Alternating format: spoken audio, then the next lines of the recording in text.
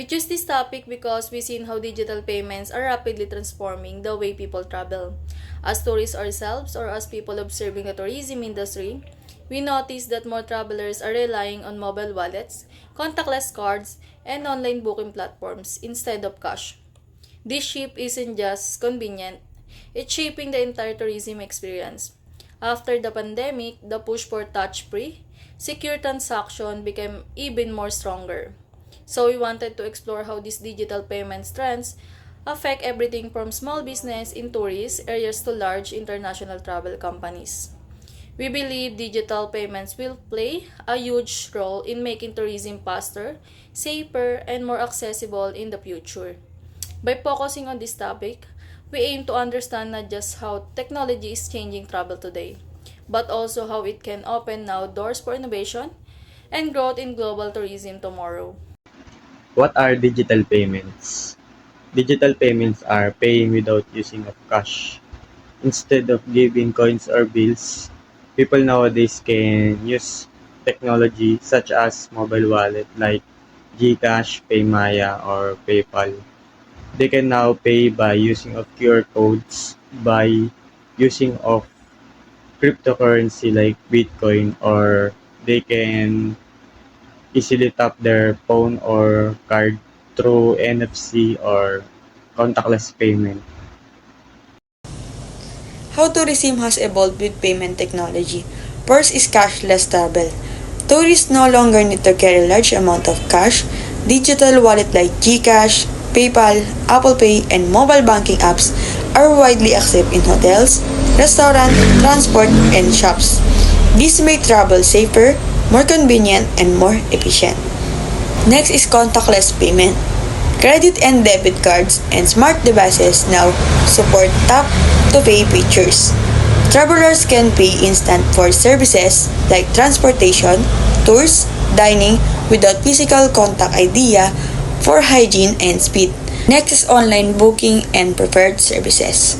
Travelers can prepare for flights, accommodations, tours, and tickets through secure websites or apps. This reduces queue times and ensures smoother other plans. Next is contactless check-in at hotel and airports. Self-service kiosks, QR code scanning, or mobile app check-ins are now common. Speed up entry, reduce human contact, and improves overall experiences. Next is currency conversion in apps. Apps automatically convert currencies and show real-time exchange rates. Tourists can track spending and avoid hidden fees. Next is increased trust in travel services. Secure digital payment platforms like build trust, encouraging booking with small or new businesses like local guides or Airbnb houses. Benefits: streamlined transactions. Travelers can easily pay for transportation, accommodation, food, and attraction with just a few taps. Global usability. Digital wallets and payment apps like Apple Pay, GCash, PayPal are increasingly accepted worldwide. Convenience. Cashless travel. No need to carry large amounts of cash or visit ATMs frequently. Faster checkouts. Payments at airports, hotels, restaurants, and shops are quicker and more efficient. Booking flexibility. Easy to book and pay for trips online or through mobile apps even last minute. Safety. Reduce theft risk. Digital payments reduce the need to carry cash, minimizing the risk of loss or theft. Secure transactions. Two-factor authentication, encryption, and fraud detection offer protection against unauthorized use. Contactless payments. Useful for hygiene and health safety, especially post-pandemic. Accessibility. Inclusive travel. Even in remote areas, QR codes or mobile money system are becoming widely used. 24/7 access. Travelers can manage their finance anytime, anywhere with internet access. Support for all ages. User-friendly apps make digital payments accessible even for older or less tech-savvy travelers. In the context of future tourism, smart tourism integration, digital payments will be part of smart cities and tourist destination offering seamless travel experiences. 1, 2, 3. Personalized services. Payment data can be used with consent to tailor travel experiences. Sustainable tourism. Going paperless and cashless contributes to eco-friendly practices.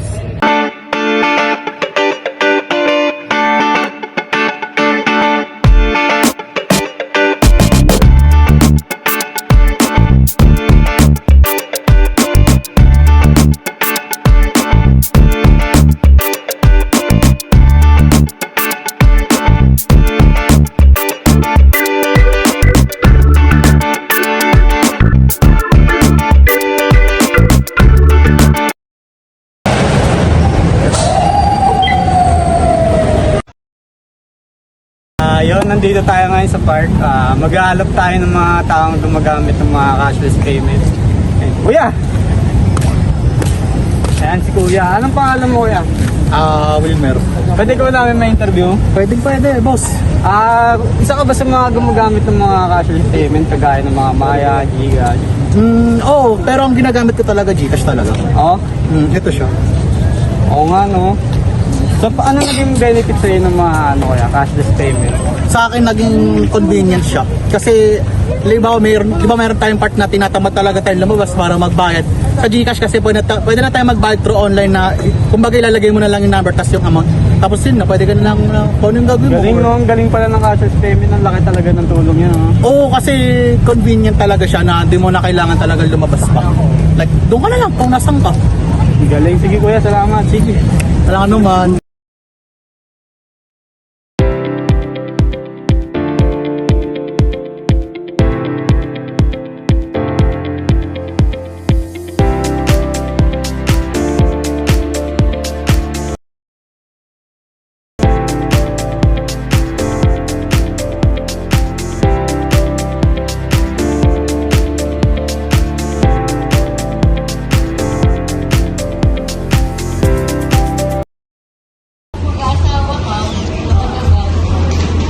Ma'am, excuse me po. Pwede po kayo ma-interview saglit? Okay. Ma'am, itatanong lang po ako sa inyo tungkol po sa may mga cashless payment. Tanong ko lang po, meron po ba kayong mga hindi magandang karanasan sa mga cashless payment? Sa Gcash lang po. Ano pong nangyari sa Gcash? Sa Gcash kasi kahit hindi mo binubuksan, nababawasan yung pera mo. Kaya bigla na lang nawawala. Kahit hindi mo naman nilalabas. Yun lang po. Sige po. Salamat po.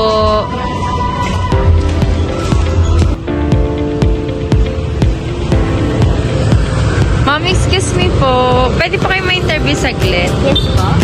Tanong ko lang po, ma'am, kung gumagamit po kayo ng Gcash or kahit anong online payment. Yes po, gumagamit naman. Ano po yung ginagamit yung online payment? Gcash po. Sa Gcash po, meron na po ba kayong hindi magandang karanasan or nangyari sa inyong hindi maganda tungkol sa Gcash? Meron naman, minsan yung Gcash hindi siya nag-open sa mobile data. Tapos, yung minsan nakukuhanan siya ng pera kahit secured naman. Ayun lang naman yung mga hindi ko magandang karanasan sa Gcash. Sige po, ma'am. Salamat po. First, isi-share ko po yung experience ko using Gcash. Nag-transfer po ako ng worth 4,000 pesos sa parent ko. Tapos, nasend ko po siya sa wrong number. And yung after nun yung number na nasendan ko is hindi pala sa mother ko. So, ang nangyari is nasend ko siya sa ibang Gcash account. Then, nung kinakontak ko na yung number na may-ari nung number na napagsendan ko, hindi na siya nakokontak. So, tinry kong mag-contact dun sa Gcash, Ghelp. And hindi po sila masyadong responsive and until now, hindi ko na nakuha yung nasend kong Gcash wallet, yung amount na yun. Support for sustainable tourism through digital payment. In recent effort to promote sustainable tourism, digital payment are playing a key role in reducing environmental impact by minimizing the needs in physical cash and printed receipt. Travelers and tourism businesses alike are shifting towards more eco-friendly paperless operations. Industry experts say this move not only streamlines transaction but also help reduce waste and conserve resources such as paper and ink. Every paper resilient avoid is a step toward lower carbon emissions and less environmental degradations, one sustainable officer noted. With the growing in use of mobile wallets and contactless payment systems, destinations are becoming more efficient and environmentally responsible. These trends support the global sustainability goals with offering convenience to the modern travelers. Moreover, tourism establishments are now encouraged to adopt digital systems to align with the green practices. These digital shifts also reduce the physical contact, which became essential during the pandemic. As more travelers go cashless in tourism industry continue to evolve into a more sustainable and tech-driven sector. Good day, Mr. Mayo. Can you explain how digital payment can help promote sustainable tourism? Good day, Mr. Jericho. Digital payment can promote sustainable tourism by reducing the waste of physical cash and paper received. This lessen waste, save resources like paper, and support more eco-friendly, paperless travel and experience. That's great, Mr. Mayo. How does this impact the environment? For me, it reduces waste and pollution, conserve natural resources, and lower the carbon footprint in the tourism industry. Ooh, that's great. Thank you very much, Mr. Thank you very much for your question. Yes, Lenny.